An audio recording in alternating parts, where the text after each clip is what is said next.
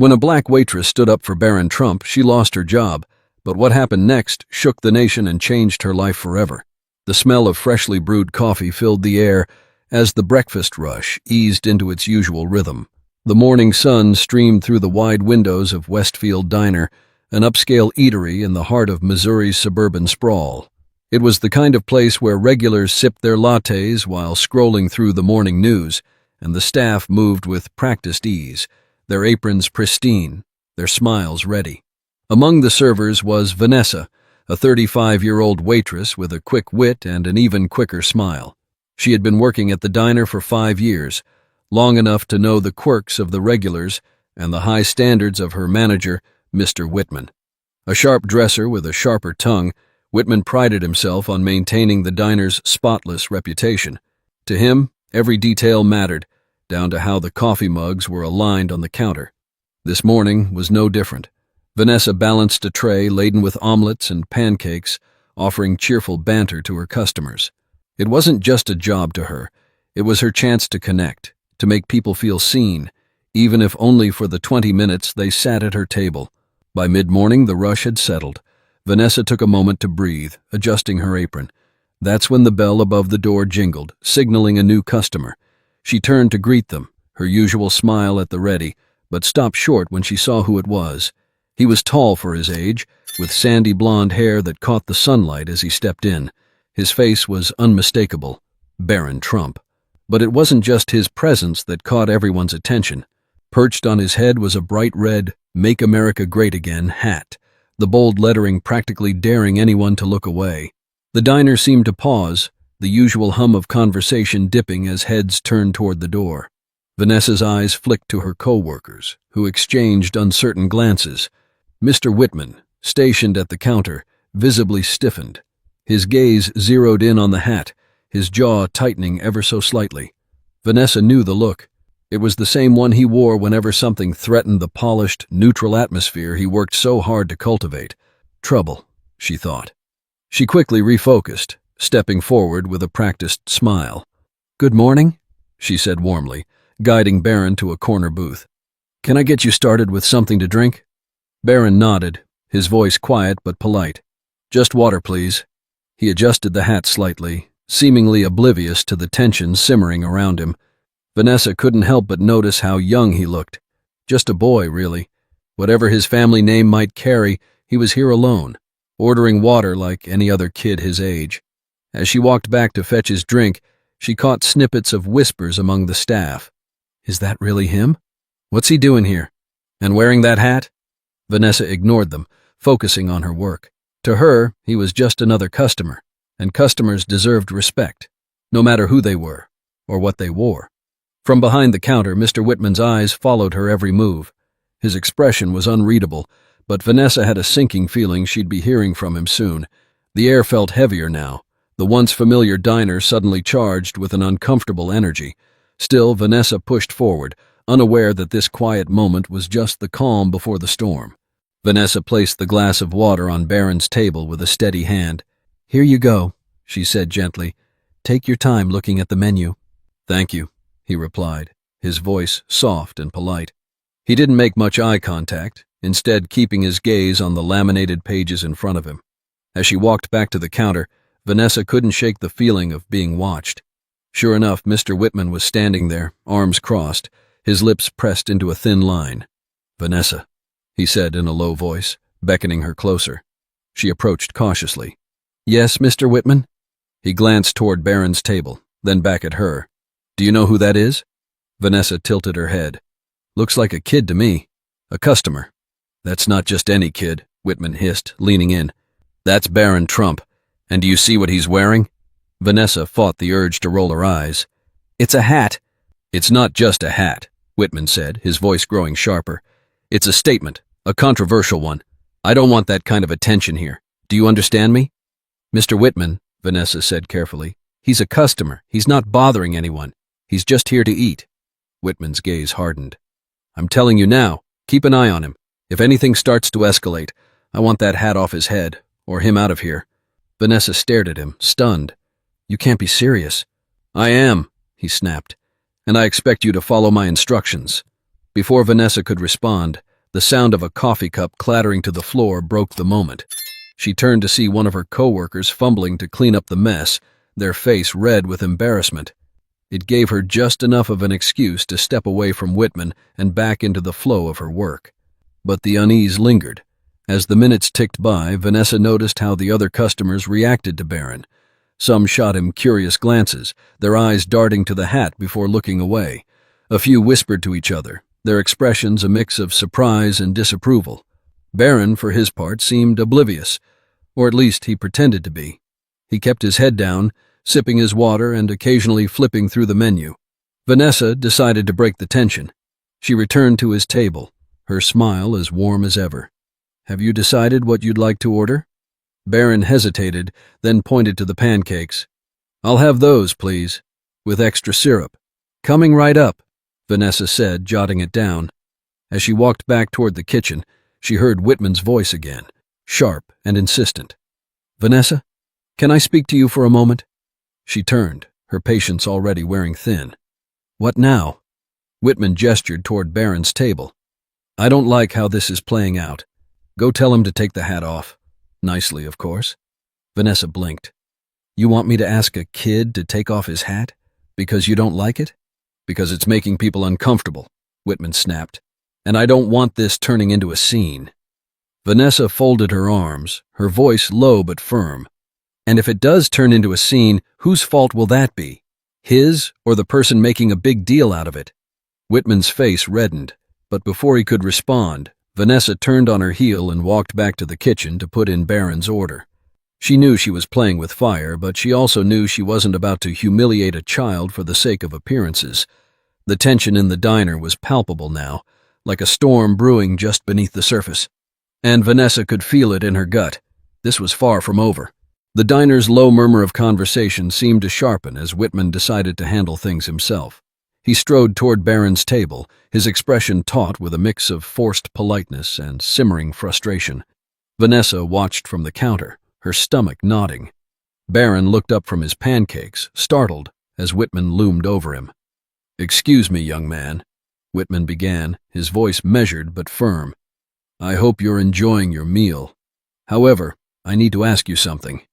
Barron blinked, his fork hovering mid-air. "Yes?" Whitman gestured toward the hat. "Would you mind removing your cap while you're here?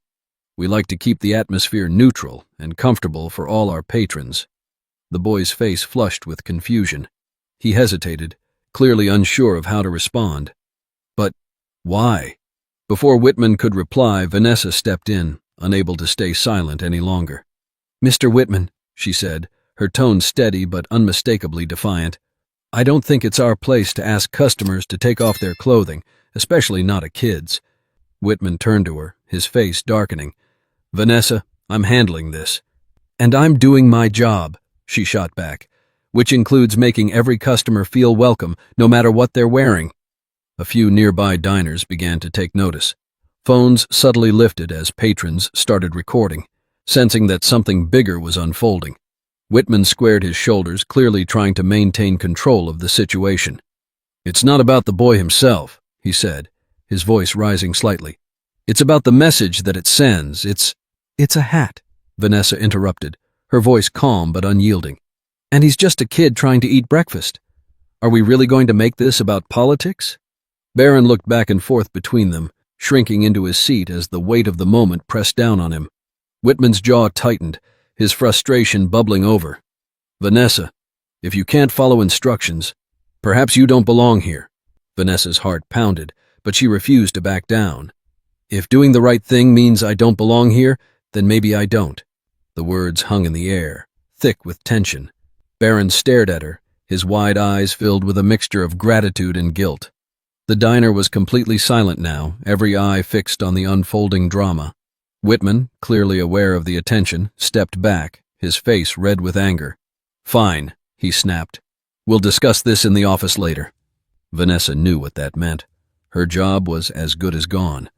But as she turned back to Barron and saw the look of quiet relief on his face, she knew she'd made the right choice. "Enjoy your meal," she said softly to him before walking away. The storm may have passed for now, but Vanessa could feel its aftermath brewing. Her co-workers avoided her gaze, and Whitman disappeared into the back office, no doubt plotting his next move. Vanessa couldn't shake the feeling that this was far from over, and the diner's walls couldn't contain what had just happened. Vanessa didn't even make it through her shift. An hour after the confrontation, Whitman called her into his office, his face set like stone. "You've put me in a difficult position," he began, though there was no trace of genuine regret in his voice. "I've always valued your work here, but this morning's behavior was completely out of line." Vanessa stood straight, her arms crossed. "I did what I thought was right. Treating a kid with basic respect shouldn't be a problem." Whitman shook his head, his expression tightening. "This isn't about respect. It's about maintaining the image of this establishment. You turned a small issue into a spectacle." Vanessa could feel the heat rising in her chest, but she refused to let it show. "With all due respect, the only spectacle was you picking on a teenager over a hat." Whitman sighed, the sound heavy with feigned exasperation. "I'm sorry, Vanessa, but I have no choice. I'm letting you go. Please hand in your apron before you leave."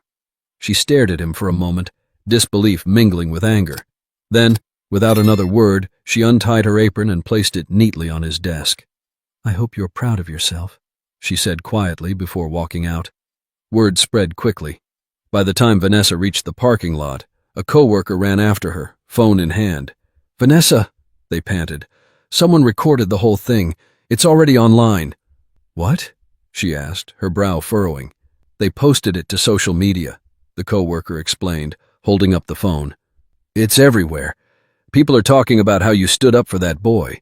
It's going viral." Vanessa took the phone and watched the video in disbelief.